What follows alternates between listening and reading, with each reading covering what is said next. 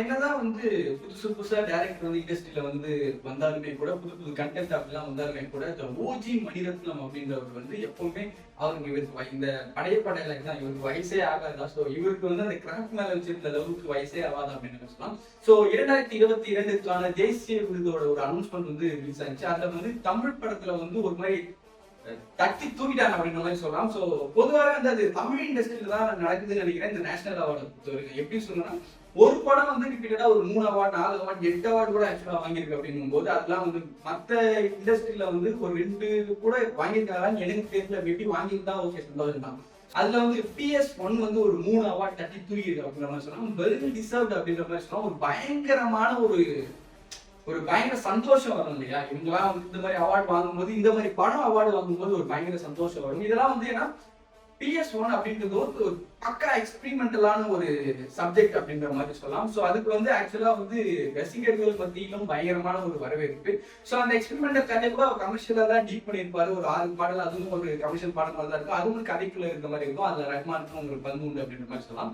So அப்படி இருக்கும்போது அது ரசிகர்கள் மத்தியிலும் வரவேற்பை பெற்று அதற்கு பிறகாக இப்படி அப்ரிசியேஷனும் கொடுப்பது அப்படின்றது வந்து ஒரு பயங்கரமான ஒரு விஷயம்.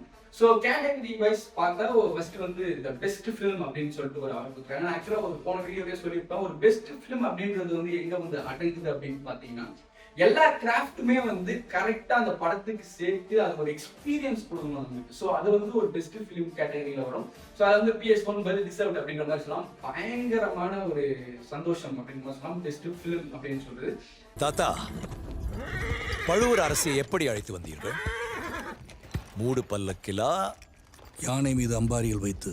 அதுக்கு அடுத்தது வந்து எனக்கு எப்பவுமே எனக்கு வந்து PS1 சரி PS2 சரி சினிமோட்டோகிராஃபி எனக்கு ரொம்ப பிடிக்கும்.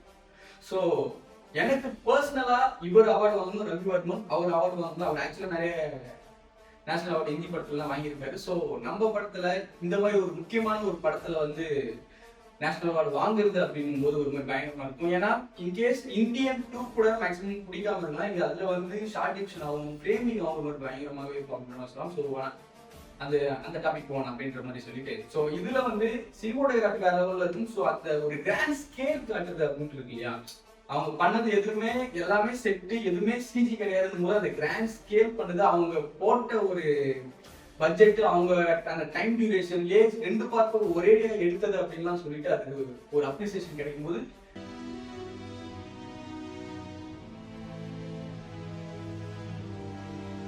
அதுவும் சினிமோட்டோகிராஃபி வந்து உண்மையாலே நீங்க இப்ப கூட போய் பார்த்தாலே தெரியும் சினிமோட்டோகிராஃபியோட ஒரு வேல்யூ அப்படின்னு சொல்லி. ஏன்னா அந்த படத்தை வந்து எனக்கு இன்னும் வரைக்குமே ஞாபகம் இருக்கு. PS1 வந்து ஃபர்ஸ்ட் ஒரு ட்ரைலர் ஒன்று கொடுப்பாங்க, அதுல ஒரு கலர் கிரேடிங் இருக்கும். செகண்ட்ல படத்துல வந்து கலர் கிரேடிங் வேற மாதிரி இருக்கும் அந்த சீன்லயே. ஸோ பொதுவாகவே வந்து கலர் கிரேடிங் எப்படி செட் பண்ணுவாங்க அப்படின்னு பாத்தீங்கன்னா, முன்னாடியே கலர் கிரேடிங் செலக்ட் பண்ணிட்டு அதுக்கேற்ற மாதிரி லைட் செட் பண்ணி சினிமோட்டோகிராஃபி பண்ணிட்டு அதுக்கப்புறம் தான் நம்ம வந்து கலர் கிரேடிங் செட் பண்ணுவோம். அப்பதான் வந்து அதுக்கு ஆப்டா இருக்கும். ஸோ அப்படி இருக்கும் பட்சத்தில் அவங்க எப்படி லைட் பண்ணியிருந்தா எந்த கலர் கிரேடிங்கும் செட் ஆகும்பா அப்படின்ற மாதிரி இருக்கும். ஃபர்ஸ்ட் ஒரு ப்ளூ கிரேட் இருக்கும், அதுக்கப்புறம் வாமா மாத்திருப்பாரு.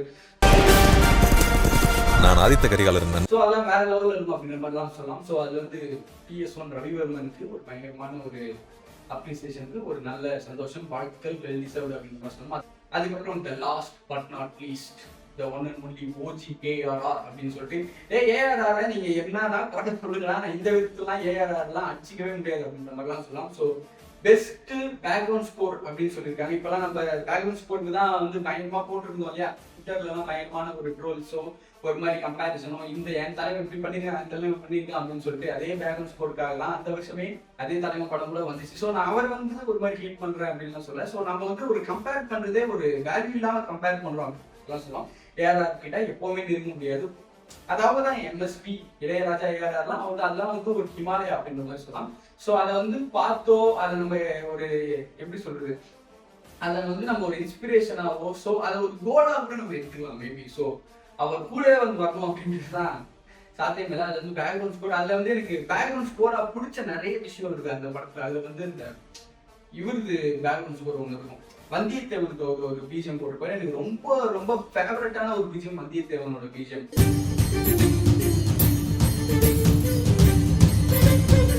அதுக்கப்புறம் திஷாவும் ஐஸ்வர்யா ராயும் மீட் பண்ணிக்கிற ஒரு சிசாரே சஞ்சரே அப்படின்னு சொல்லிட்டு அந்த ஒரு விஷயம் எனக்கு போடுவார்.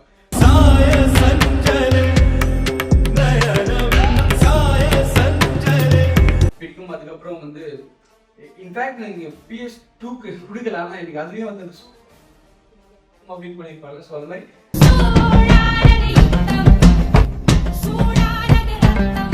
பேக்ரவுண்ட் ஸ்கோர்லாம் தலை நடிச்சிக்கவே முடியாது அப்படின்ற மாதிரி சொல்லலாம். ஸோ அதில் வந்து எனக்கு PS1ல வந்து ஒரே ஒரு கஷ்டமான ஒரு விஷயம், அலைக்கடல்னு ஒரு சாங் இருக்கும். One of the best experimental song, one of the best underrated song, one of the great song அப்படின்ற மாதிரி சொல்லலாம்.